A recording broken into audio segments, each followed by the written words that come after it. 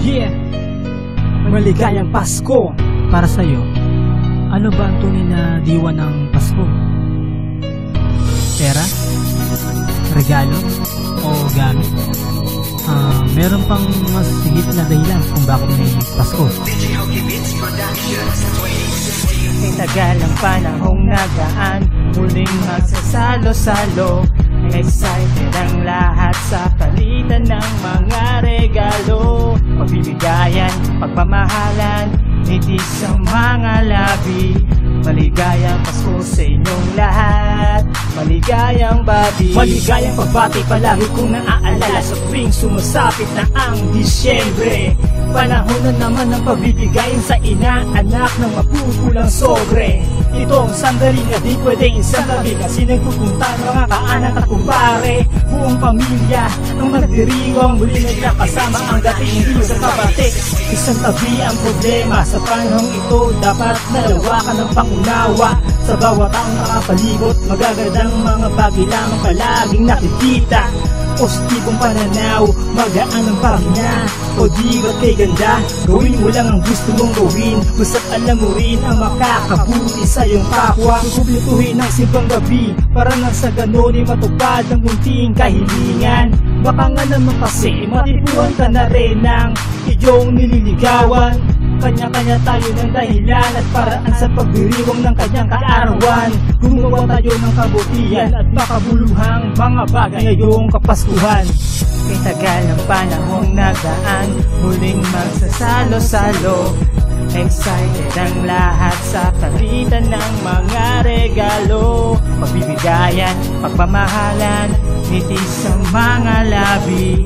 Maligayang Pasko sa inyong lahat, maligayang babi. Kay tagal ng panahong nagaan, muling magsasalo-salo. Excited ang lahat sa palitan ng mga regalo. Pagbibigayan, pagmamahalan, nitis ang mga labi.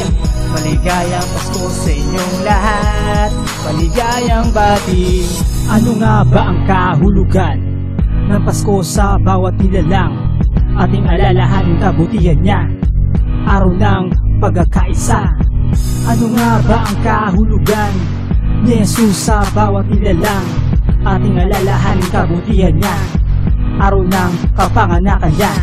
Ito'y selebrasyon at isa diwa. Ang Pasko ay para sa mga bata at sa mga taong patuloy na umuunawa, maging mapagbigay at kapag kumaba. Ang Pasko ay para sa aking pamilya, sa aking kaibigan at sa aking kapwa. Ang Pasko ay parang musika, musikang isarap pakinggan, diba?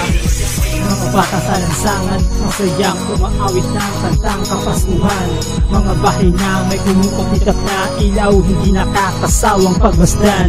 Ang Pasko ay para sa mga nagmamahal, nagmamahal na kahit pa nasasaktan. Ang Pasko ay simbolo ng pag-ibig at ipalaganap sa buong sanlibutan.